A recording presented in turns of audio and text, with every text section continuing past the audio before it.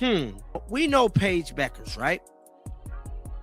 And we know all about this UConn blue bloodline, right? Kind of want to have a conversation with y'all. I feel like now we need to have more conversations.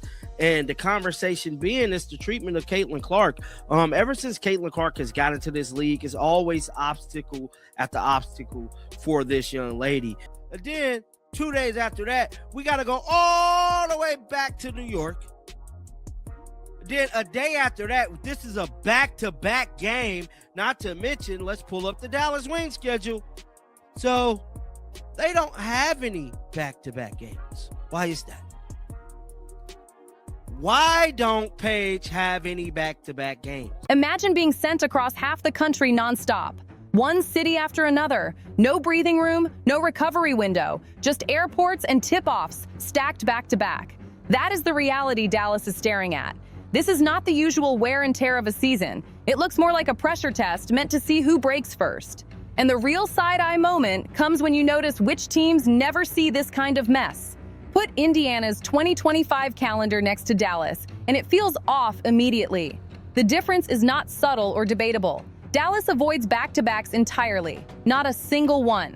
At the same time, the Fever are handed 3 of them, even while dealing with a roster that has already taken serious hits. They're definitely still doing bullshit to Caitlin Clark and the Fever. What do I mean? Now, the old UConn Blue is what I'm calling it. The UConn Blue bloodline.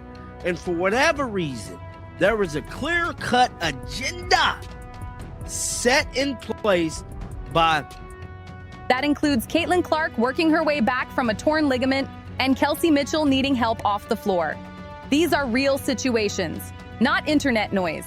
Anyone can check the league site and confirm it themselves. So this is not about guessing if something shady is happening. The real issue is why the league would allow this kind of imbalance when year 3 should be about protecting its biggest ratings driver instead of wearing her down. And it's clear to me, and it should be clear to all of you guys, that there is a hidden agenda against Caitlin Clark for her to be successful in the WNBA. Now, I know some of you guys is thinking, John, what do you mean it's a hidden agenda? Let's start with the first year. You know, she was attacked by pretty much players. Second year, attacked again, but the whistle. And before the blame game starts, this is not on Paige Bueckers. She did not design the schedule. She is not pulling strings behind closed doors. Still, the pattern keeps showing up. From Olympic roster decisions, to who gets pushed in headlines, to now clear scheduling breaks, it feels like certain names are being positioned as the league's future. And it is not the player actually bringing the eyeballs. Here is the timeline people keep ignoring with Caitlin Clark. In her first season, defenders were allowed to be overly physical, and the officials rarely stepped in. Year 2 never really got started clean.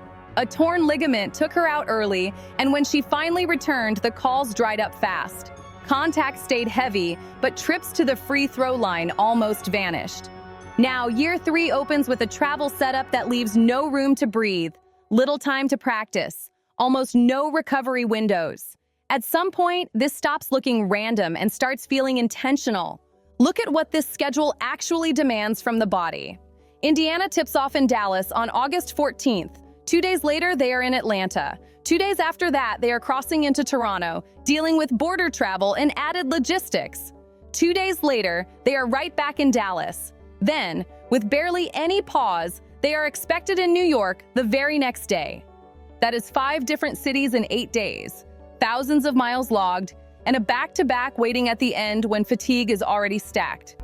Now, I like Paige. I truly do. Now, I'm not putting this all on Paige. Paige don't make the schedule. Paige don't do none of that. Paige go out there and play basketball just like Caitlin Clark does. But for whatever reason, the WNBA is making it their business to screw Caitlin over. Ain't no ifs, ands, ain't no buts. They're screwing Caitlin over. This is not just tiring. It is a setup that drains legs and shortens recovery fast. Now flip that and look at Dallas. Their toughest stretch still includes 3-day gaps between games. Time to rest, time to practice, time to break down film and actually build chemistry. Indiana does not get that luxury. They are bouncing between planes and hotels while still being asked to compete at full speed. And keep this in mind, this roster is already dealing with serious injuries. Caitlin Clark does not take nights off. She plays through it. The problem is simple. You cannot recover when the schedule never gives you the chance. Other top teams are feeling it too. The Aces, Liberty, and Valkyries each get hit with 3 back-to-backs. These are not random franchises. They sit at the very top when it comes to value and visibility in the league. So Mike went on to say, Indy Fever, 3 back-to-back games. Dallas and Chicago have 0. To the WNBA dummies, if you're trying to, please stop trying to force others as the face of the league. We are the biggest fan base by far, and we rock with Caitlin Clark and Indy. That's it. Sirens emoji.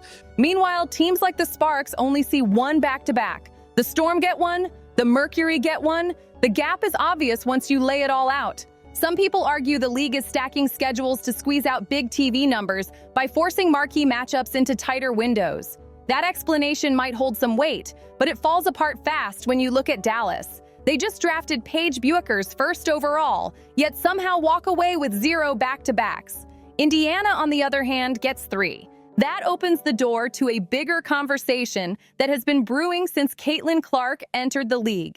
There is a clear image of who the league wants to push as its future, and that image traces back to a very specific basketball pipeline. The UCONN system has produced elite talent. No one denies that.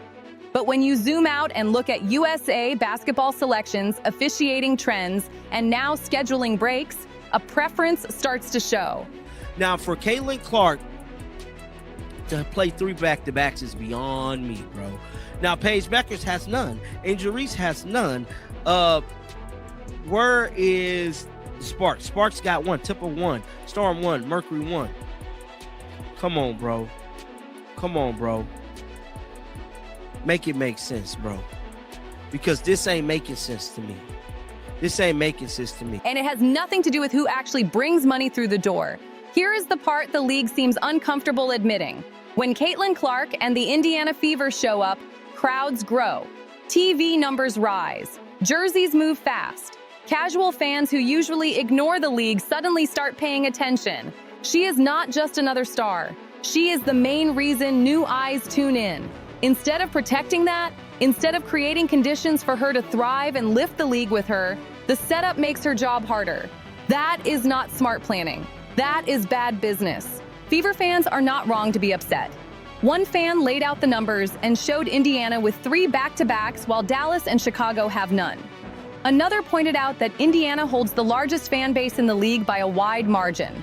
These are not wild theories. This is people reading public schedules, doing simple math, and noticing a pattern that keeps putting Indiana at a disadvantage. A big part of the frustration comes from how rivalries are being forced instead of formed naturally. Not marketable without rivalry. Paige been doing her thing and shining all off season, but Miss Girl forever need Kathy to run her 1 or 2 rivalries to remain relevant and marketable to her MAGA fans. Bro, Caitlin Clark plays basketball. The WNBA is putting Paige against Caitlin. Caitlin Clark didn't create the Angel Reese rivalry. Caitlin Clark didn't create any rivalry. Caitlin Clark is not chasing storylines. She shows up, does her job, and lets the game speak. She did not create drama with Angel Reese. She did not ask to be framed as the counterweight to Paige Bueckers every week. Those angles are being pushed because controversy grabs attention. The downside is the basketball itself suffers when players are run into the ground by nonstop travel. Teams cannot build rhythm like that. Practice time disappears, chemistry gets rushed, execution slips, and fans end up watching a weaker product than they should be. That reality shapes what the 2025 season is likely to look like for Indiana. Early struggles are almost inevitable, not due to lack of talent, but because fatigue adds up fast. There is little time to install new systems. Adjustments stay half-baked. The margin for error shrinks when bodies are already tired. When losses start piling up during these stretches, the conversation will shift. The blame will land on Caitlin. The talk will be about hype versus results. instead of acknowledging how stacked the deck was from the jump. All of this is unfolding while the league is deep in negotiations over a new collective bargaining agreement. Expansion is coming. More games are being discussed. Revenue is the priority. But there is a flaw in the strategy. You cannot grow a league by making life harder for the player who brings in the most attention. Other leagues have already figured this out. The NBA protects its stars. LeBron James gets rest windows. Stephen Curry benefits from smart spacing in the schedule. They understand that star power fuels growth. The WNBA sends mixed signals. It welcomes the attention Caitlin Clark brings, the ratings, the headlines, the new fans. But it hesitates when it comes to creating conditions that actually help her succeed.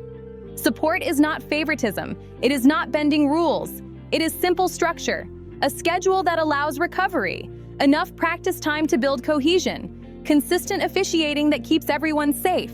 When a league's biggest draw performs at a high level, the whole ecosystem benefits. The August run highlights everything wrong with this approach. 5 cities in 8 days would test any team. For a roster led by someone coming back from a serious injury, it borders on irresponsible. A torn ligament is not a minor setback. It demands patience and careful workload management. This schedule ignores that reality. Kelsey Mitchell's injury only sharpens the concern. Watching her leave the floor, unable to walk on her own, should have triggered caution. Instead, Indiana was handed 3 back-to-backs and relentless travel. Staying healthy under those conditions is a gamble. Now compare that to Dallas. Paige Bueckers arrives with massive expectations and undeniable talent. The Wings want stability and growth. The league gives them room to breathe. No back-to-backs, regular rest, time to build. That contrast keeps speaking louder than any press release. Dallas is being given the space to bring a rookie into the system the right way. Time to teach, time to adjust, time to build habits without chaos. That is what smart scheduling looks like. It raises a fair question about why Indiana is not given that same baseline level of consideration. The only explanation that keeps lining up is narrative control. The schedule reflects who the league expects to succeed. Certain storylines are clearly prioritized. Certain players are positioned to thrive. And when reality shifts, when Caitlin Clark becomes the main attraction without fitting the preferred mold, the response is not adaptation. It is commitment to the original vision. Instead of adjusting, the league sticks to its plan and hopes the results catch up. That is where the disconnect happens. Fans notice patterns like this. When one team gets 3 back-to-backs and a direct competitor gets none, people pay attention. When some franchises are protected while others are pushed to the limit, frustration spreads beyond one fan base. That frustration matters because it shapes how casual viewers see the league. UConn, blue blood UConn people creating all these damn rivalries for Paige. They want Paige to be the face. Ain't no ifs, ands, ain't no buts about it. They want Paige Bueckers to be the face of the WNBA, and for whatever reason, that's what they want. Fairness is part of credibility. If the setup feels tilted, trust erodes fast. This is year 3 of Caitlin Clark's career. By now, the league should understand how to amplify her impact while still keeping competitive balance intact. Instead, she is often treated like a variable that needs to be controlled rather than a force that can lift the entire league. That approach carries long-term consequences. Fans eventually burn out when they see their favorite players facing unnecessary obstacles with no clear justification. Interest fades when effort feels unrewarded. So the question facing the WNBA is straightforward. Is growth really the goal? Because if it is, then schedules need to reflect fairness. Indiana deserves a balanced slate, players deserve protection from travel stretches that raise injury risk, and the league needs to recognize a basic truth. Caitlin Clark is not a threat to the WNBA. She is one of its strongest engines. Is this schedule evidence of bias, or is it just an unfortunate coincidence? There is also a long-term risk the league seems to be overlooking. When star players are consistently put in tougher situations than their peers, it changes how future talent views the league. Players pay attention to how stars are treated. Agents notice patterns. Teams notice who gets protected and who does not. If the message becomes that popularity does not earn support, that being the biggest draw comes with extra obstacles instead of stability, that is not a selling point. That is a warning sign. It tells future stars that success might actually make things harder, not easier. It also puts unnecessary pressure on the locker room. Teammates are asked to overextend. Coaches are forced to manage fatigue instead of development. Growth slows, not because of effort, but because the environment limits what is possible. The league has an opportunity right now to reset how it handles its most visible talent. Fair scheduling, reasonable travel, basic recovery windows. These are not special favors. They are the foundation of a professional sports league that wants to be taken seriously. Ignoring those fundamentals risks turning excitement into frustration. And frustration, once it sets in, is hard to reverse. This is bigger than one season and bigger than one team. What is happening with Indiana is a stress test for the entire league. How the WNBA handles Caitlin Clark right now sends a message about what kind of league it wants to be moving forward. You cannot preach growth while creating obstacles for the player, bringing in the most attention. You cannot ask fans to invest emotionally while ignoring fairness on the most basic level. Schedules matter. Rest matters. Trust matters. People are not asking for favoritism. They are asking for balance. They are asking for transparency. And they are asking why the league keeps making choices that feel disconnected from reality. Fans see the numbers. They see the travel. They see the back-to-backs. And once that trust cracks, it does not heal easily. This is how credibility slips away. Not all at once, but piece by piece. So now it comes down to one thing. Will the league adjust and protect the future it claims to want? Or will it keep pushing a narrative that no longer matches what fans are watching with their own eyes? If you want deeper breakdowns like this, the stuff that does not make it into highlight reels or press releases, stay locked in with Courtside Leaks. This story is far from over. We've got every angle covered, every leak, every backstage twist, every moment they won't show you. Hit like, subscribe, drop a comment, and share this video. Stay locked in with Courtside Leaks, your home for the truth behind the WNBA headlines.